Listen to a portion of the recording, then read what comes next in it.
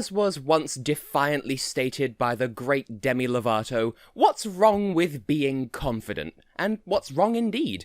But while I've previously praised Moldova's bold ingenuity and Hungary's enviable humility, I somehow doubt that any country will ever be able to come close to upstaging the barefaced show of absolute confidence that is sending a song to Eurovision about how goddamn amazing your own country is and how much you love it and how much you love being from there. Today, though, let's take a closer look and see if Belarus has anything to back up the well-endowed energies of I Love Belarus.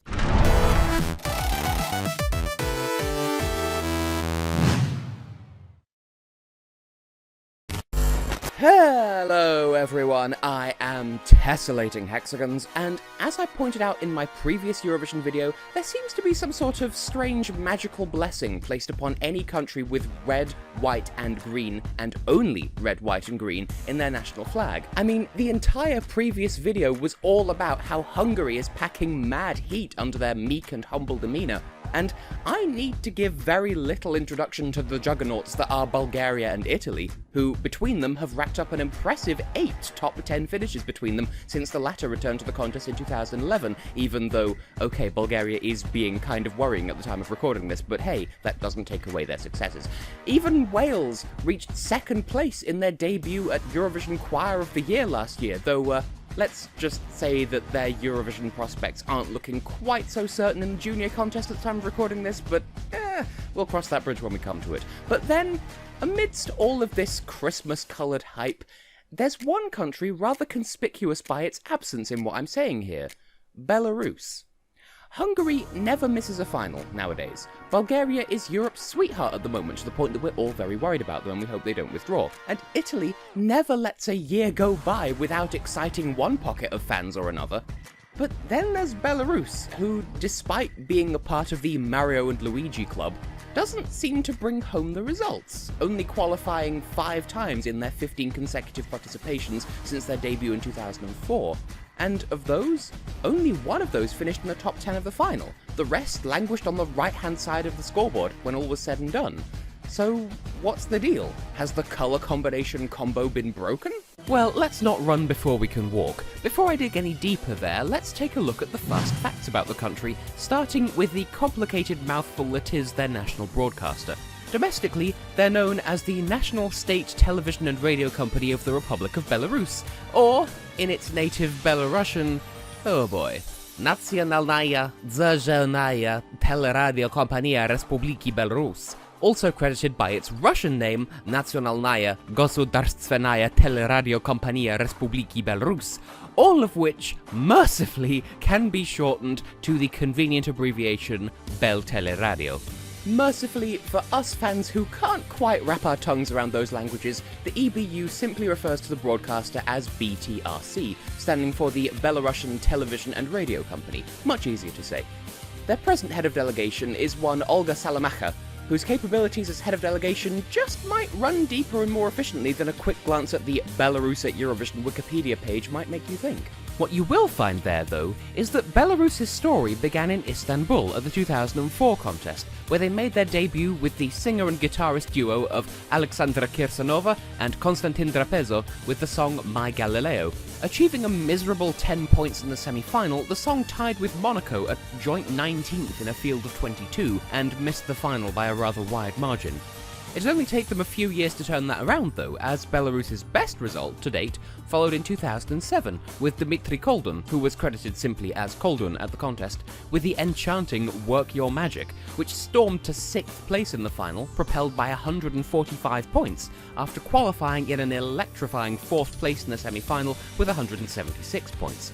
Alas, the singular time the country has broken into the triple digits since then was in the 2017 semi-finals, where the duo Navi's 110 points brought them to 9th place, culminating in a 17th place finish in the final with 83 points when all was said and done. Now, you might think that I'm obsessing a bit too much over the correlation between the colours on a country's flag and how well they do at the contest, and, well, in my opinion, you'd be absolutely right.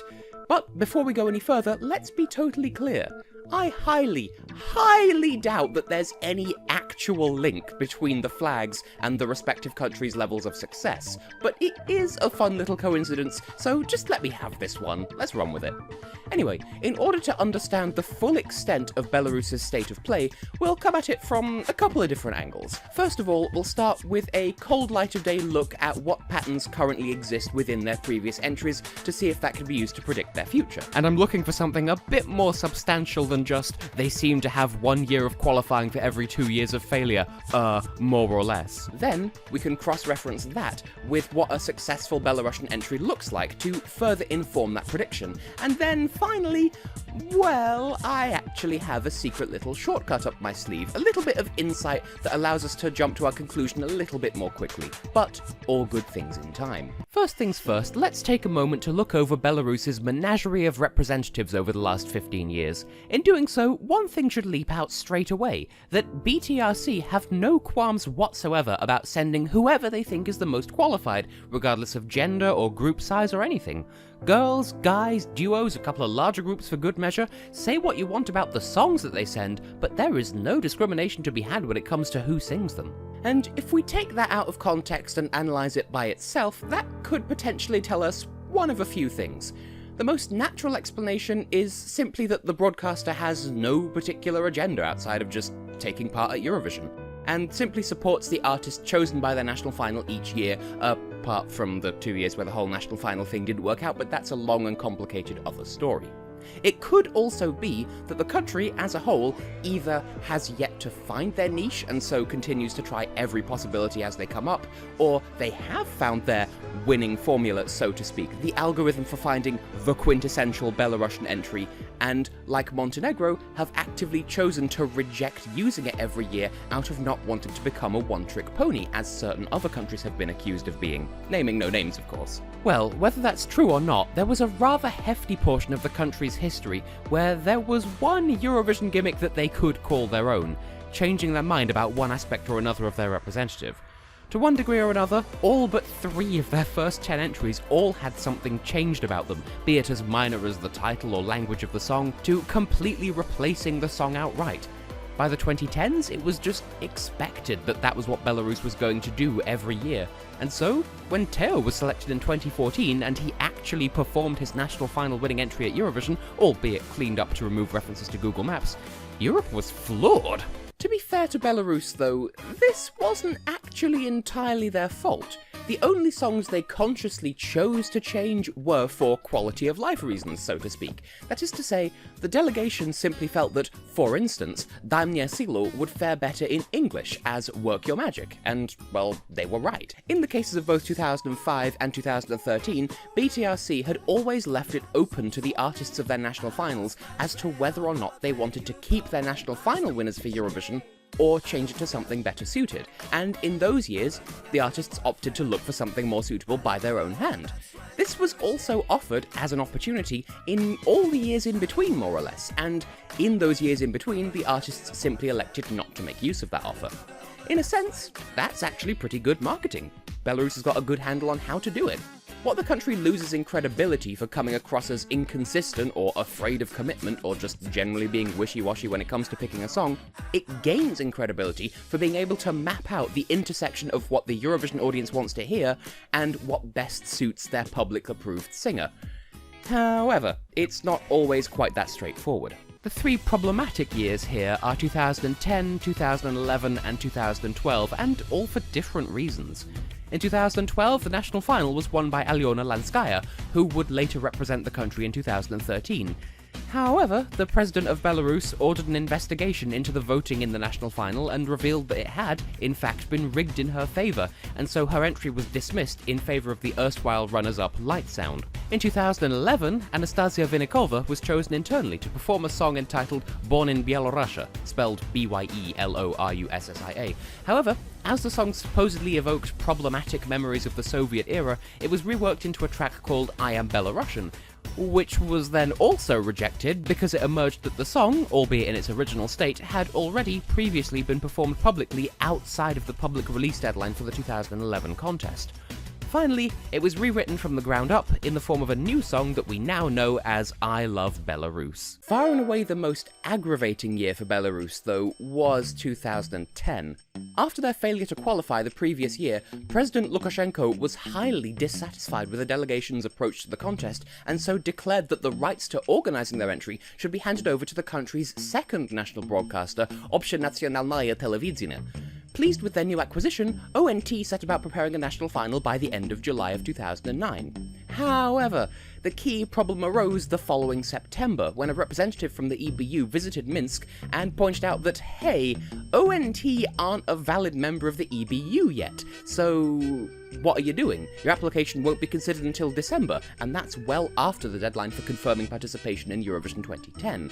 This meant that ONT did not have the legal right to use any Eurovision branding in their national final format, and that the EBU would be perfectly within their rights to consider taking legal action against them if they didn't stop using it. So, obediently, they stopped. ONT did still go ahead with their music competition format though, entitled Musical Court, or Muzykalny Sud as it was presented in Russian, though the broadcaster teased that it wouldn't necessarily be used as their national final for Eurovision, just to paraphrase, any international competitions in which a Belarusian delegation might be needed.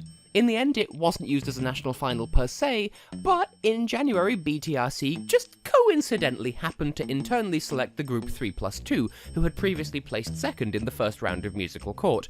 However, to cut all ties with the ONT awkwardness, they did change their song. Hey, I did warn you that it was a long and complicated story. Now, it's worth bearing in mind that there hasn't been a major alteration to a Belarusian entry since 2013, only minor edits in the form of small instrumental tweaks or the occasional removal of brand names from lyrics, you know who I'm talking about, so we really shouldn't take it as a given anymore that that change in song or whatever is any kind of inevitable, but we should observe that when drastic change has to happen, it's always done with the contest in mind, front and center. If Belarus has to change, they always want it to be for the better. Knowing that, let's take a quick look at Belarus's best results to see if there's a common thread that the delegation should keep in mind the next time they need to shake up their entry. Or, better yet, that they should just keep in mind when scouting for their next set of national final participants. It saves everyone the hassle if they just get it right first time, after all. So, as previously stated, Belarus has only been present in the Eurovision Grand Final a total of 5 times to date, in 2007, 10, 13, 14, and most recently as of the time of recording, 2017. However, also as previously stated, only one of those was in the top 10, and the rest struggled. That being said, there's only one song that could properly be described as a quote-unquote flop, and that's 2010, 3+2 featuring Robert Wells, or, well, since they had a featured artist, 3+2+1, with Butterflies. I can't say I was fond of the song myself, but I'm going to discount it in this discussion not for that reason, but because it came second to last in the final that year. And including an unsuccessful entry in data to try and find a successful entry doesn't seem like a good idea to me. You feel? That brings us on to 2013, 2014, and 2017, placing 16th, 16th, and 17th respectively. And honestly, I think their qualifications, followed by middling successes in the final, can more or less all be attributed to the same thing: justified and well-executed hype. Now, if you know me in any capacity whatsoever, you'll know that I tend to have zero patience for hyped-up songs, where their entire bit is just, I'm going to tell you that I'm a good song without actually demonstrating as much, and 90% of the fandom will fall for it, and then their excitement will confuse the Better Gods people, who in turn will confuse the general public, creating a semi-self-fulfilling prophecy in which I do semi-decently on very little merit. But I don't believe that was the case with Belarus's songs in any of these years, hence my description of it being justified hype. If we dissect that analysis a little further, 2014 emerges as a bit of an outlier, simply because its hype comes from a slightly different place from the other two. Rather simply, Teo's Cheesecake offered a multi-pronged attack insofar as 1. It was a very suave, very confident, very radio-friendly song from a country not usually associated with that kind of music. 2. It gained some level of infamy because its music video, and to an extent cocksure presentation style in general, called to mind the musical abomination that was Blurred Lines by Robin Thicke, which, for its utterly disgusting message, was itself very much in public conscience at the time. And 3. it gained further infamy as a result of people mishearing one of its lyrics and dismissing it as stupid as a result. No, seriously, I watched that happen in real time. People consistently misheard the line, "I'm tired of being your sweet cheesecake," which encapsulates the clever nature of the message of the song, that Teo is tired of being condescended to by a girl who has an unrequited crush on him, and annoyingly, people would persistently mishear that line as, "I'm tied up in your sweet cheesecake," which, I mean, it's probably someone's fetish, but otherwise, yeah, that sounds pretty stupid because that's not what the line is. And so it became the stupid cheesecake song. And all of these points kept the act in people's minds just enough to trigger the, "Oh, I recognise this song, that must make it legitimate" mechanism in the mind of the average Eurovision voter, tempting them into voting it into the final, and, unlike a lot of songs that get that treatment, deservedly so. And then there's Aljona's successful Eurovision attempt, Soleo, chosen by her because she believed it to be a better fit for Eurovision than her national final winner that year, Rhythm of Love. And Navi, credited as Navi Band at the contest, with Historia by Hojica, both of these brought kind of a novelty appeal. Not because they were themselves novelty songs, because they weren't in any way, shape or form. They weren't novelty songs, but the implications for voting for them. That's where the novelty appeal came from. That is to say, in 2013, Belarus was 5 years deep in bad results, one second to last place in the final, flanked on either side by 2 failures to qualify. And so there was a sense of hype that, ooh, if Belarus qualifies this year, it'll break their unlucky streak. Which is kind of a stupid reason to generate hype, but hype rarely listens to reason in the first place, as the Eurovision fandom very well knows. This was further helped by the song itself having the kind of power and punch that persuaded Aljona to perform it over Rhythm of Love, as well as both the Netherlands and Belgium sending infamously strong songs that year, both also aiming to break their own enviable streaks of bad luck, both stretching back to 2004, save for one lucky Belgian break in 2010, and on top of that, there was San Marino sending an entry that was tipped to shatter the country's historic bad luck and storm them into the final, though this didn't come to pass in the end, but still. And there was Bulgaria, bringing back fan favourite act Elitsa and Stoyan, who had previously earned them 5th place in the 2007 contest as the country's first ever qualification. So, this all came together, in the fans' eyes at least, to make 2013 the year all the unlucky countries finally caught a break. Obviously that didn't work out in everyone's favour, but Belarus was amongst the lucky countries to ride that hype train all the way into the final. And that story continued in something of a similar way in 2017. Once again, several countries were hyped up because they were sending songs of uncharacteristic strength, you could say, such as the United Kingdom's Lucy Jones with a song penned by the 2013 winner Emily de Forest, or Moldova bringing Sunstroke Project back with epic sax guy Sergei Stepanov in tow, as well as Blanche, Belgium's Walloon broadcaster's highly anticipated follow-up to Loic Notte's 4th place finish in 2015. In this case, it wasn't so much that Belarus was back in an unlucky rut. This was only on the other side of 2 failures to qualify from Cheesecake after all. Rather, this was the country's first ever entry to the contest in the Belarusian language after non-stop English since their debut. Between that fact and the song's wholesome, pure, innocent presentation, the fandom wished Artyom and Ksenia nothing but the best, and that showed in no small way when they advanced to the final. So, in short, the secret is not only curating the best act to suit the present European zeitgeist, which BTRC still seems to be practicing to this day, but also to give the act some depth beyond just being a good and popular song. That is, give the song a reason to be popular. Give it a backstory, something the fans can sink their teeth into and latch onto and get behind. Don't just tell them that they should like the song, show them why. Give them a reason, give them a story, and they'll reward you with their votes, trust me. All of that being said, however, I did, earlier on in this review, allude to there being one slight thing, let's call it, amidst all of this chaos.